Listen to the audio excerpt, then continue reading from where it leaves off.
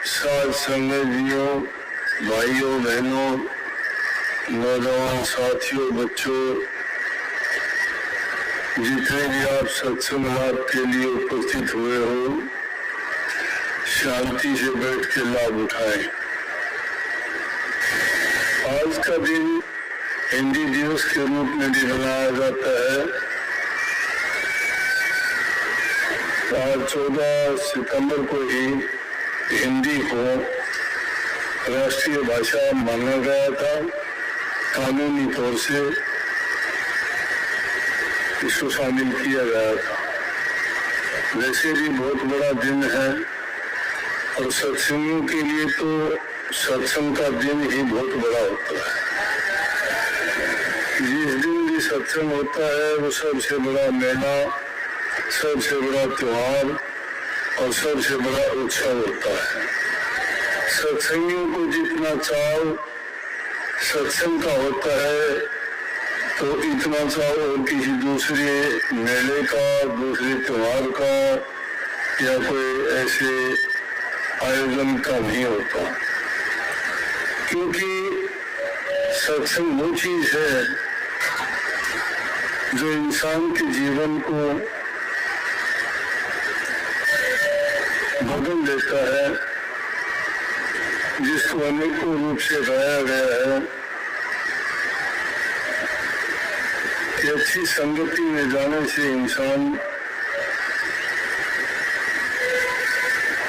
ऐसा हो जाता है जिस प्रकार से अंधकार से निकल के प्रकाश में पहुंच जाता है।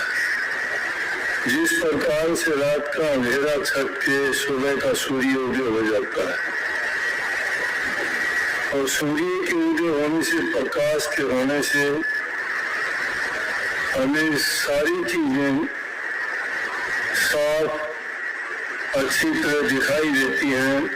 कोई भी काम करते हैं उसमें किसी प्रकार की ये जैसा नहीं रहता कि हम उसको देख नहीं पाएंगे, ढूंढ नहीं पाएंगे। इसी प्रकार से सत्संग भी वो प्रकाश है जो हमारे हृदय का अंधकार है, हमारे हृदय में भरी बुराइयां हैं, जो उनमें दोष हैं, जिसको हम रास्ते से भटकना कहते हैं। या मान लीजिए कि इंसान का चोला जिस उद्देश्य के लिए मिला था उससे हम दूर हटते जा रहे हैं। सत्संग जो आते हैं तो सत्संग के बहाने से भटके हुए जीवों को धर्मों से निकालते हैं। भटकना और भटकना दोनों चीज बुरी है। जब इंसान भटक जाता है तो धर्मों में पड़ जाएगा। जब इंसान भटकता है तो उसको जो कोई कहता है वो वैसा ही करने के लिए तैयार हो जाता है। और इसीलिए सच्ची भक्ति नहीं हो पाती। क्यों नहीं हो पाती? कि वो ऐसे लोगों के घर हाथ लग जाते हैं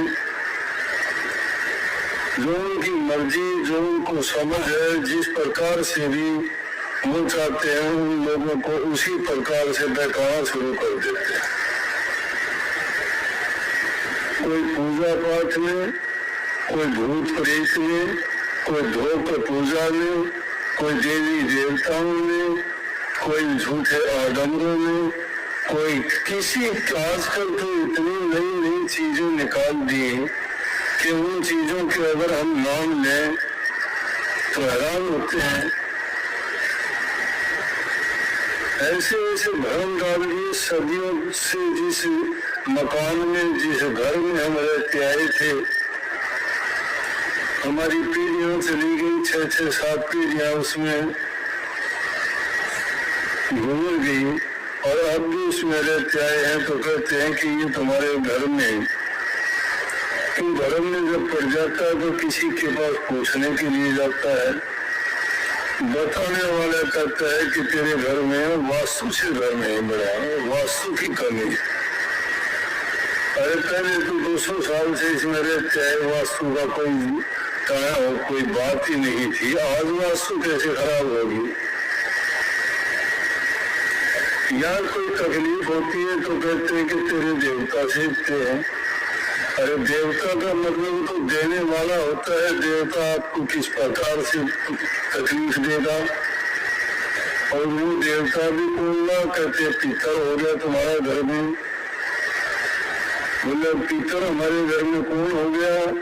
कहेंगे तुम्हारे घर में एक था जिसकी शादी नहीं हुई थी। बोले ऐसा तो कोई नहीं था। बोले पड़ोस में हुआ, पड़ोस में ये तो पांडव में हुआ है।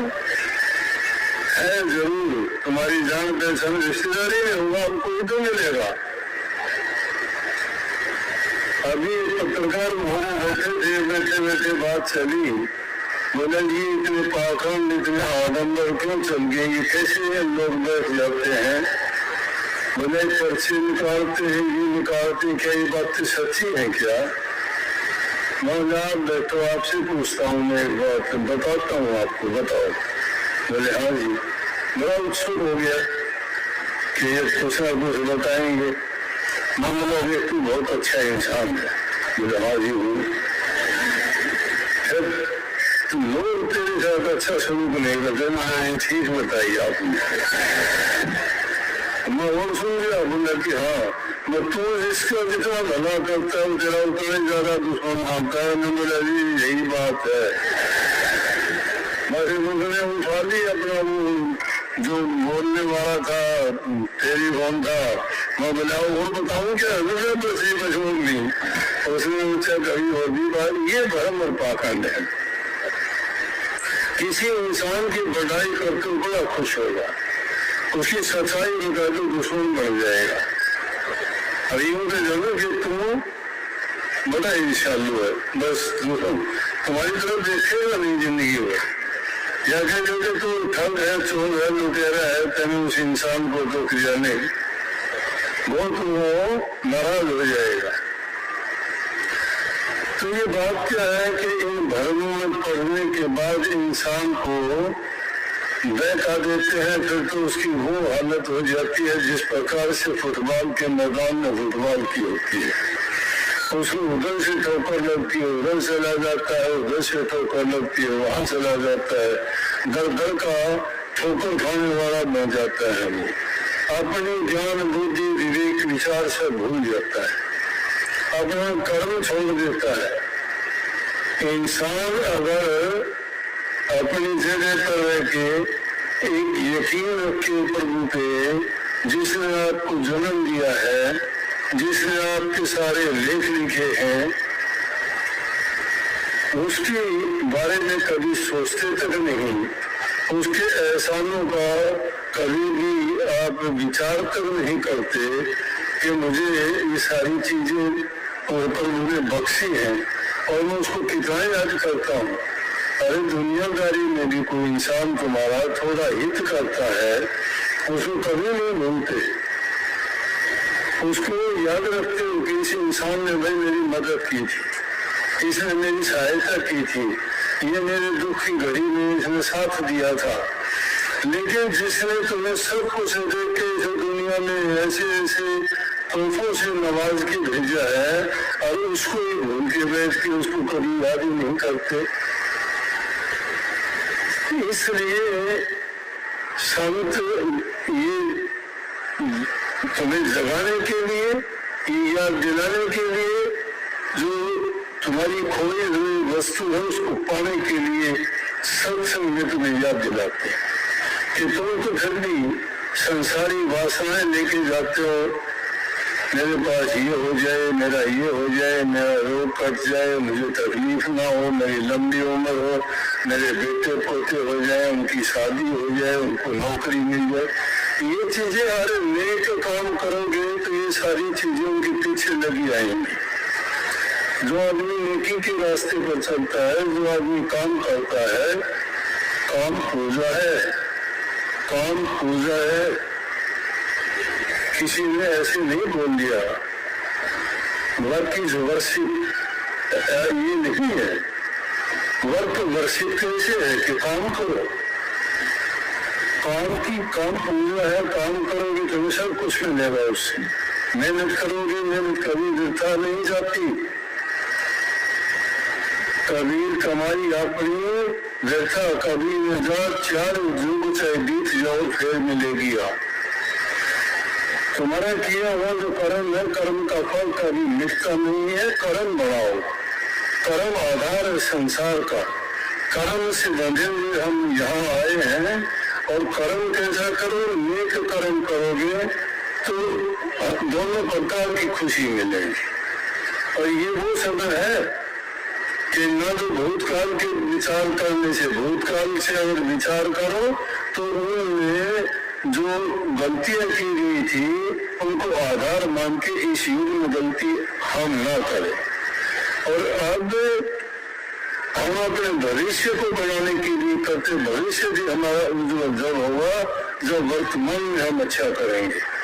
तीनों युग इंसान के हाथ में है। कहने के लिए भूत गया, भविष्य आएगा, वर्तमान है, लेकिन वर्तमान में हम तीनों काल जीते हैं। और वो तीनों काल क्या है कि जो किया गया है उससे जो गलतियां की है उनसे सबक लेना चाहिए और आगे के लिए वो करना नहीं चाहिए। इसलिए जो करोगे वो कर्म भाई भविष्य बनाता है, आपका भविष्य आपके हाथ में। इसलिए जो इंसान प्रभु को याद करता है, नाम भक्ति करता है और नेक कर्म करता है, परोपकार परहित करता है, और जो उसके सामाजिक दायित्व है, पारिवारिक कर्तव्य है और खुद के जो उसके स्वयं के दायित्व है, जिसके भी प्रति, माँ बाप के प्रति, संतान के प्रति, समाज के प्रति, देश के प्रति, उनको अगर ईमानदारी से वो निभाता हुआ चलता है तो उसको कोई भी आदि व्याधि उपाधि तीनों रोग से निवृत्त हो जाएगा, कोई चीज तकलीफ नहीं देगी। इंसान अपने आप को बिगाड़ता है, खुद अपने काम को खराब करता है। नियत को जो खराब कर लेता है उसकी नियत को कोई नहीं सुधार सकता। नियत जिसकी खोटी हो जाती है वो इंसान कभी भी अच्छे रास्ते पर नहीं चलेगा, भटक जाएगा। एक इंसान ने अगर अपने आप को निर्बल दुर्बल बना लिया है, दूसरे का सहायक बना लिया। एक देव को देख लीजिए आप, वो किसी सहारे को लेकर ऊपर चढ़ती है, ऊपर चढ़ती जाएगी, सहारा जो तो मिलता रहेगा, चढ़ती जाएगी, जिससे वो सहारा टूट जाएगा, धराम के नीचे आके गिर जाएगी। स्वावलंबी नहीं है वो स्वावलंबी नहीं है क्योंकि उसने अपना कुछ नहीं बनाया, किसी का सहारा पकड़ के चढ़ी थी। इसलिए किसी के भी सहारे की जरूरत ना पड़े, वो प्रभु सबका सहायक है, वो सबका सहारा है, वो सबको सब कुछ देता है। इसलिए सारे काम करते हुए उसको अवश्य याद किया करो। उसके याद करने का तरीका है नाम का चिंतन करना, स्मरण करना और उसका हर समय उसको याद रखना। वो याद करते करते रहोगे तो वही आपके हृदय में रोम रोम में बस जाए। राम है क्या? रोम रोम में बसे हुए का नाम राम है।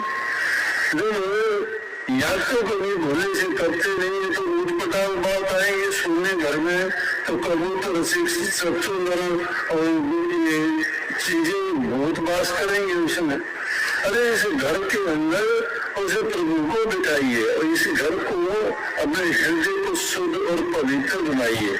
और वो शुद्ध और पवित्र किससे बनेगा? शुद्ध मंत्रों से बनेगा। शुद्ध मंत्र संतों से प्राप्त होता है। शुद्ध क्यों होता है? वो शुद्ध ईश्वर नाम तो आपने देखा होगा, दीवारों पे लिखा, किताबों में लिखा, बोलते हुए सुनते हुए वही नाम है, कोई नया नाम नहीं है। कोई राम राम का जाप करता है, कोई ओम शांति ओम का जाप करता है, कोई ओम सतनाम का करता है, कोई राधा स्वामी का करता है। नाम तो देंगे लेकिन जो नाम कमाया हुआ नहीं हो क्या काम करेगा? आपने बरगद और पीपल के पेड़ देखे होंगे, लाखों में फल आते हैं, एक फल के हजारों बीज होते हैं, लेकिन वो गिर जाए हजारों उसके पौधे नहीं उगते। क्यों नहीं उगते? वो बीज पकाया हुआ नहीं है। और जो बीज पक्षी खा लेता है, उसको खाने के बाद वो पक्षी चाहे उसको पक्की दीवार पे भी जाके उसके पेट से निकला बीज जमीन ठहर जाता है दीवार पर, वहीं पे वो पेड़ बनना शुरू हो जाता है। क्यों? वो पका हुआ है। जो नाम संतों के द्वारा दिया होता है वो इसी प्रकार से पकाया हुआ होता है। बिना पका हुआ जो देते हुए तो मनमुखी के नाम है। दो ही दर्जे गुरुमुख और मनमुख के जो बताए गए, गुरुमुख विश्वासी होता है, वो श्रद्धालु होता है, वो आस्तिक और आस्थावान होता है, उसका दृढ़ संकल्प भी होता है। ये वो जिसके अंदर होते हैं, उसे पत्थर की मूर्ति पर विश्वास कर लेगा तो भी उसके काम सर जाएंगे।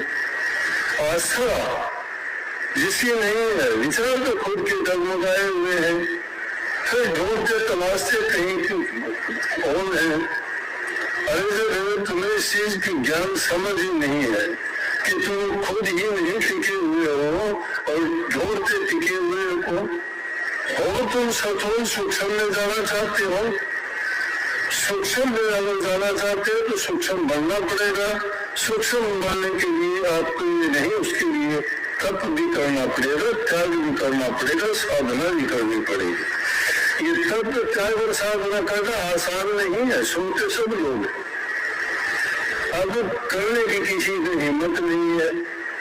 अब घरों में जो शिक्षा बच्चों को दी जाती थी, उन बातों को सुन के उनके चरित्र का निर्माण होता था, उनके संस्कार, हम उनको अच्छी भाषा में संस्कार कर देते हैं।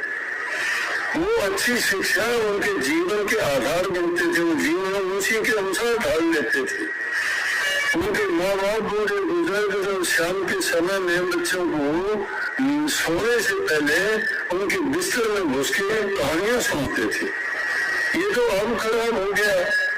अब ये दुनियादारी में नई नई साइंस की खोज ने नए इंसान के दिमाग को ही खराब कर दिया। ताज्जुब की बात यह है कि जो चीज इंसान के दिमाग में खोज करके बनाई, वो चीज बार बना के रख दी। अब उन पे तो इतबार करता है, इस पे इतबार नहीं रहा। खुद की बनाई हुई चीजों पर तो इतबार कर लेता है जो कि बनावटी है, नकली है, उसके दिमाग से पैदा हुई है। लेकिन जो सच्चा दिमाग उसके पास है, उस पर इतबार ही नहीं है।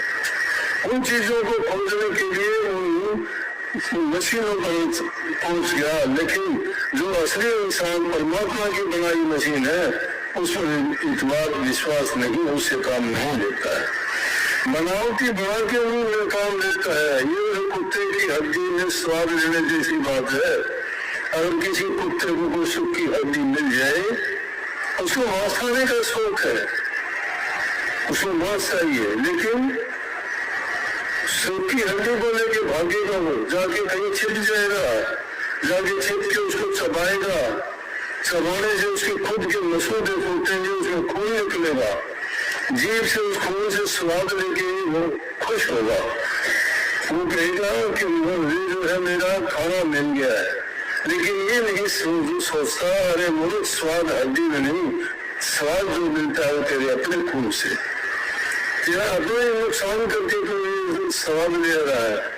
इसलिए इंसान की वो हालत है, वो सोचता है कि मुझे आनंद इन चीजों से जो मिलता है, उसको की हड्डी चबाने से नहीं मिलता।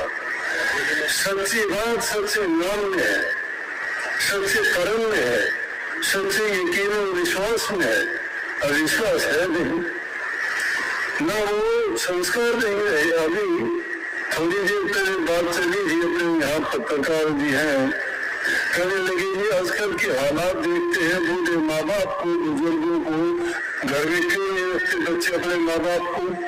मैंने कहा कि संस्कार गए, बच्चों को संस्कार नहीं मिले। वो संस्कार कौन देता? माँ बाप देते।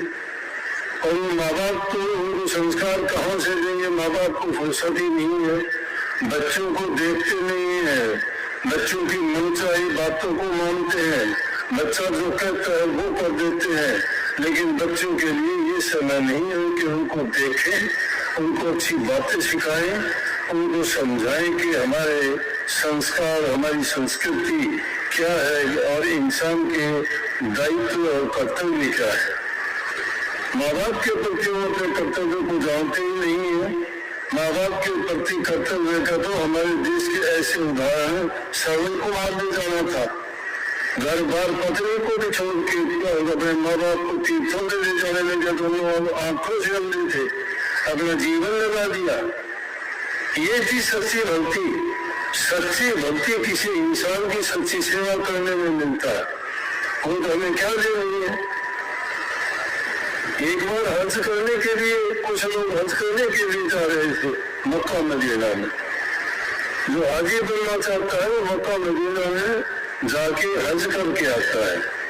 वहाँ हर मुसलमान अपना कर्तव्य समझता है कि एक बार जिंदगी में मैं हज जरूर करूँ। तो 15-20 लोगों ने फैसला किया, वो इकट्ठे मिलकर पैदल चलने के रास्ते थे। मक्का मदीना बहुत दूर रेगिस्तान जैसे प्रदेश में है, वहाँ पर बड़ी पानी की दिक्कत थी। आजकल तो काफी सब कुछ अच्छा हो गया दुनिया में, लेकिन वो जमाने थे लोग पैदल जाया करते तो ग्रुपों में जाते थे, 15-20-25 इकट्ठे होके। तो एक बार एक ग्रुप जा रहा था, जब चलते चलते गए रास्ते में एक जगह कहीं बैठते रुकते, वो ठहर के उन्होंने वहाँ खाना वाना एक पेड़ के नीचे खाया और वहाँ से जब चलने लगे तो एक हाजी जो था वो थोड़ा उम्र में हज के लिए जो जाने वाला बूढ़ा भी था। तो सब जब जाने लगे बोला भाई मैं तो नहीं जाऊँगा, अब आगे आप जाओ, आपकी बार मुझे ले लेना यहाँ से। बोला ये क्या बात, क्यों? बोला कि बस मैं आपकी बात ले लेना, मैं अब नहीं जा सकता। बोले इतनी दूर चल के आए, लोगों को जिंदगी में मुश्किल से ये मौका मिलता है और आप ऐसे मूर्ख हो। बोले कि मैं बता दिया। तो वो लोग सब चले गए और वो वहां पे रहा। तो क्यों रहा कि उसने देखा कि एक कुत्ता था और वो बहुत बुरी तरह से तड़प रहा था, उसको घाव था। तो कुत्ता या ये जानवर जो होते हैं इनकी जीभ में ऐसी अणु होती है, जहां तक इनका मुंह या जीभ पहुंचती है वो उसको चाट के ठीक कर लेते हैं। उसको चोट ऐसी जगह लगी थी कि वो खुद चाट के उसको ठीक नहीं कर सकता था। और उस आदमी को उसमें बड़ी दया आई, जीव पर दया आई। हम लोग आदमी इंसान होकर इंसान पर भी दया नहीं करते। इंसान ने छोड़ दिया, अपने माँ बाप पर दया नहीं करते, उनके साथ ऐसे ऐसे दुर्व्यवहार करते हैं। आजकल तो ये साधन जो हो गए अच्छे भी हैं कि टीवी में, टेलीफोन में या अखबारों में क्या क्या ऐसी घटनाएं आती हैं कि कोई अपने पिता को ही मार देता है, कोई अपनी माँ को ही भिखारी बना के घर से निकाल देता है, कोई वृद्धाश्रम में ठोकर खाते फिरते हैं। अरे उनका अच्छा भला पूरा परिवार है, सब कुछ उनके पास है, पूरा सब कुछ छीन के उनको वृद्धाश्रमों में भेजना, घर से निकाल देना, कितना बुरा है। उन लोगों का भला कैसे होगा? उनको क्या मिलेगा? क्या इसी दुनिया में 4 दिन के जीने के लिए जीना मांगते हैं? ये कोई जीवन थोड़ा है। जीवन तो जब जीना चाहते हो तो परहित करो, पल में तुमसे क्या हो जाए। पल बदल तो देर नहीं लगती है। आदमी कुछ का कुछ राजा हरिश्चंद्र नेमी तेमी धर्मी राजा नहीं था, सत्यवादी था। और उसी हरिश्चंद्र के पास ये हुई कि उसकी औरत की सारी और बातों को जो छोड़िए वो उसके लड़के का ही कपड़ा बन गया। अन्य पर से क्या हो गया? अरे वो धनुष के साथ क्या है, वो अपने लड़के को ही काट दिया उसने। धर्म था, ये धर्म थे। अन्य पर से होते हुए देव मेहनत की कौरव को देखो, भरे पूरे दोनों एक राजघराने से थे। और क्या है कि इस तरीके उनको केस पकड़ के सवाल करना, इस तरह से ले जाना सही था, लेकिन उसी में उन्नास का कारण हो गया। इसलिए कर्म इंसान के जब नेक नहीं है, अच्छे नहीं है, तो उसको सारा का सारा तहस नहस कर देता है, बिगाड़ देता है। लेकिन जो इंसान नेक कर्म करता है, सच्चाई के रास्ते पे चलता है, पर हित करता है, पर उपकार करता है, उसको कभी नीचे नहीं देखना पड़ता। ये है कि परीक्षा तो देनी पड़ती है, परेशानियां उसको बहुत आती हैं। जो परेशानियों से भाग जाता है, डरता है या अपने रास्ते को बदल लेता है, वो कूदी की नहीं। महाराज जी कहा करते कि टिका रहो मत हो दामादोल, दिगे की कूदी नहीं टिके के लाखों मोल। जो इंसान डगमग होता है, दिख जाता है, वो कूदी का नहीं है, और जो टिका हुआ है उसके लाखों मोल है, दामादोल नहीं होगा। सत्य के ऊपर टिकने वाले जो जिन थे उनके कितने भाग, उनके पास क्या ताकत थी? नाम की ताकत थी, नाम का आसरा था, नाम का सहारा था, और नाम की नौकों में बैठ के बड़े बड़े पापी दुष्ट चोर ठग लुटेरे राक्षस के नाम आपको मिले, नाम की महत्व नहीं समझते हम। रोजाना डरते सुनते हैं, असर होता नहीं है, क्या फायदा है?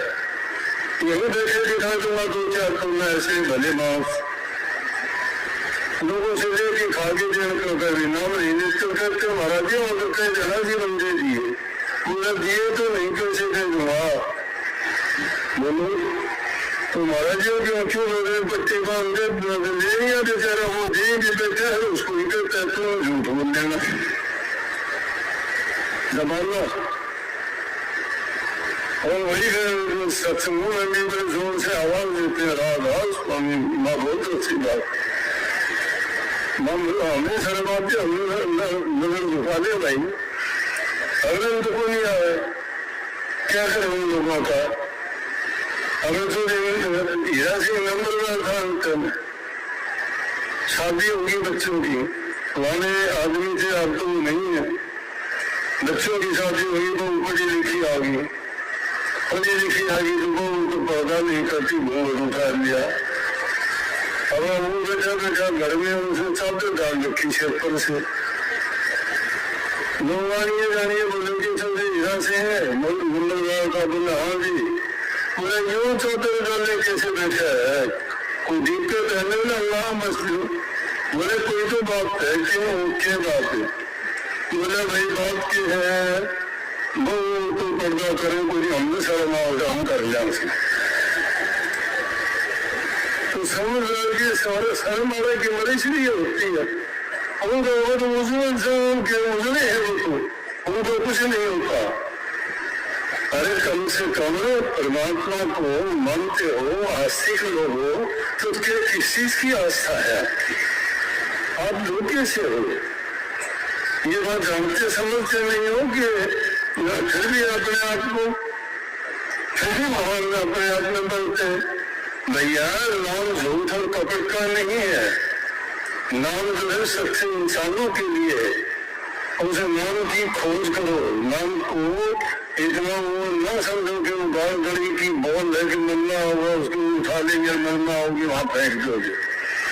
नाम तो हर चीज को पवित्र करने वाली है, और नाम को ही तो नहीं जानते, इसीलिए ये हालत होती है। और नाम को समझ जाते हैं तो सब कुछ है, और यहाँ सुखी कोई नहीं है। कभी सोचते हो सब दुख के मारे हुए हैं, सबरी सृष्टि का राजा दुखिया,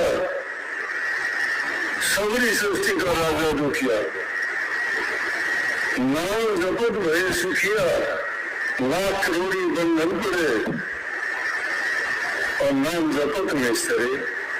नाम को जो जपता है उसका निस्तारा हो जाता है। सारी सृष्टि के राजा भी दुखी है, धनवान भी दुखी, गरीब भी दुखी, संतान वाले भी दुखी, निसंतान भी दुखी, शादीशुदा भी दुखी, और बिना शादी वाले भी दुखी। सुख मांगते किसमें? जिस चीज में सुख है।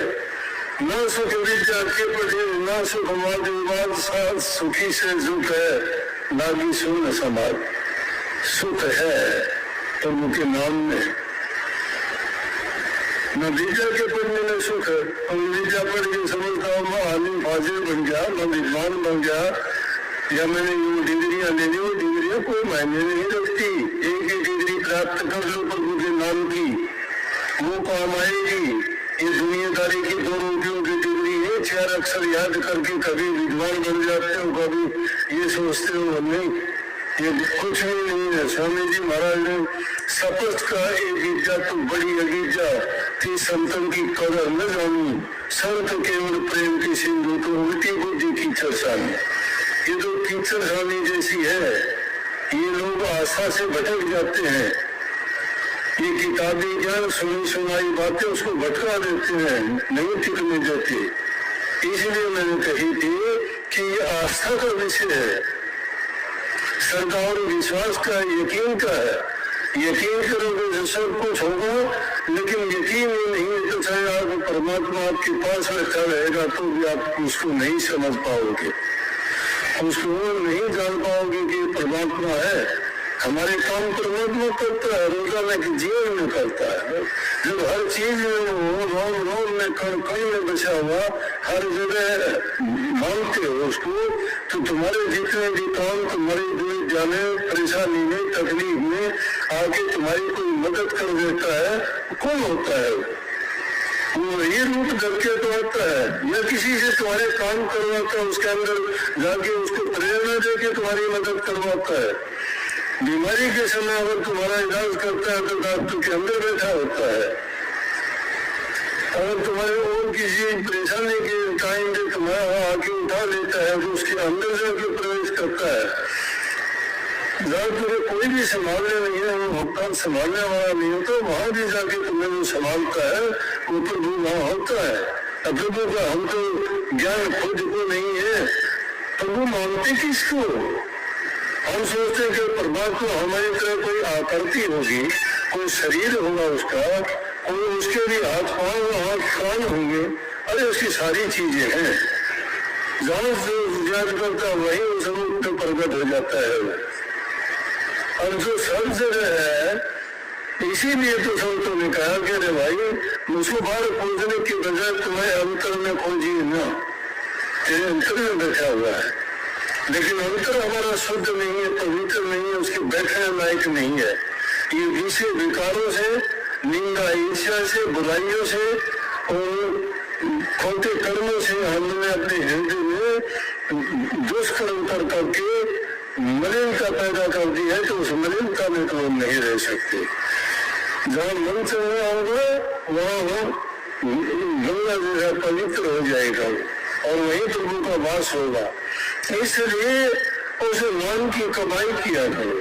जो आपने नाम मिला ना, बड़े आवाज देके रूपे देके कहते नाम ले लो, नाम ले लो, नाम ले लो। नाम लेने का आपको तरीका समझाया जाता है कि किस ढंग से, किस तरीके से उसको याद किया जाए। अगर कोई आदमी किसी चीज के बारे में नहीं जानता और उसको सुनाया अगर वो काम करना चाहता है तो उसमें चोट खा लेता है। लेकिन सतगुरु से नाम को जपने का, उसकी कमाई करने का तरीका बताता है कि किस प्रकार से हमें उस नाम का सिमरण करना चाहिए, किस प्रकार चिंतन करना चाहिए, जिससे हमारे खोटे कर्म और पाप कर्म तो दूर हो और नेक कर्म और हमारा हृदय शुद्ध और पवित्र हो। ये नेकी के काम है। इसलिए उनको करने के लिए सबसे पहली जरूरत है इंसान का चरित्र ऊंचा होना चाहिए।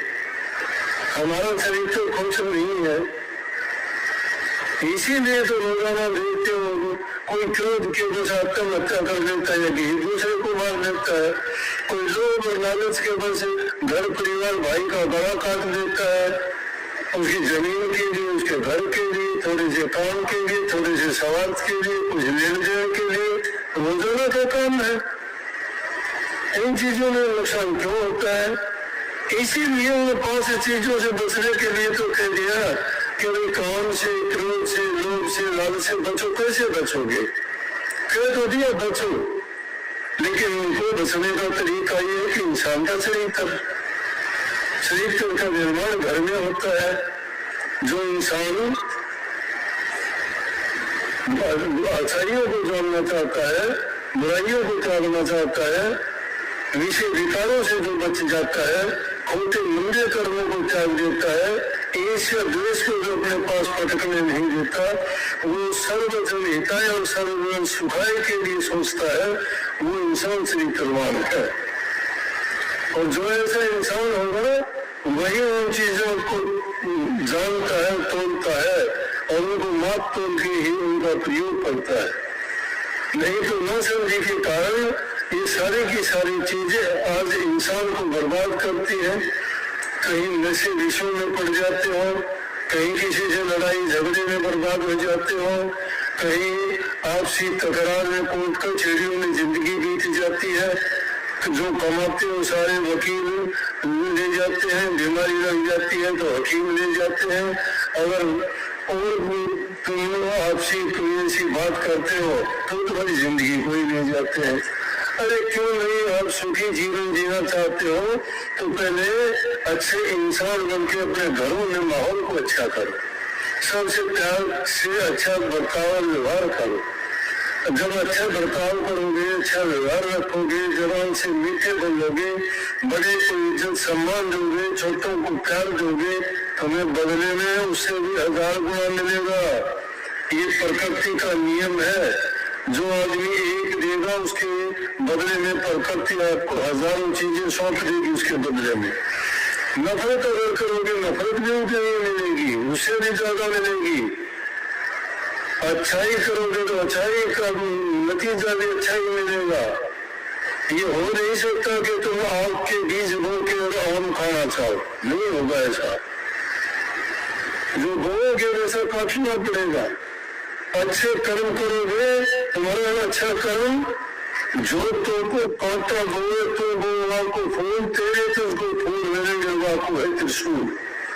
जो तेरे को कोई कांटा बोलता है तो उसको कांटा मत बो। तो अगर कांटा बोएगा तो उस बराबर का हो जाएगा। उसने भी कर्म बना दिया, खोटा तुमने भी बना दिया है। जो तुम्हारा बुरा करता है तुम बुरा ना करो उसका।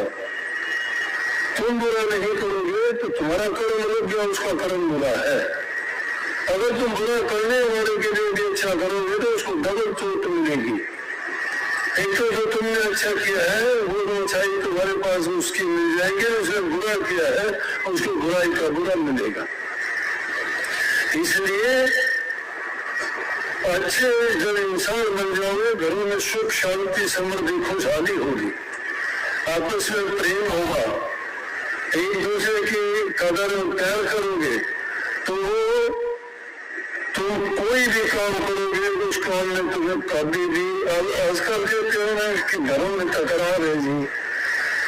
हाँ, हर चीज में कोई काम करते हो उसमें घाटा नहीं होता, नफा नहीं होता, उसमें हमें नुकसान होता है। क्यों होता है नुकसान? जब होता है जब घर में एक है बूढ़े बुजुर्ग जो भी हमारे तजुर्बेकार माँ बाप हैं, उनकी कई बात पर यकीन करते, उनकी बात पर चलते, उनको मानते, उनका अनुभव है कि किस काम के करने में हमें सुख होगा, किसके करने में दुख होगा, किससे हानि उठानी पड़ेगी, किससे लाभ होगा।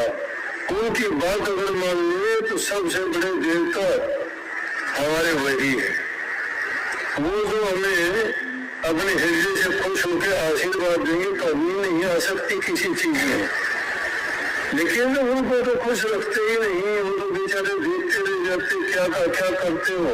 अगर वो कुछ भी नहीं देता क्या करता, बोले कहेंगे तो बोली भी बोले करने के पड़ा रहे, उनको जवाब ही मिलता है। ये पूजा है उनकी, ये उनकी पूजा में का तरीका है उनका बोलने का। उनको दुख दे देते हैं, वो बेचारे कह भी नहीं सकते, बोल भी नहीं सकते, तो अपनी ओपिनियन तो क्या देंगे, वो तो हृदय में अपने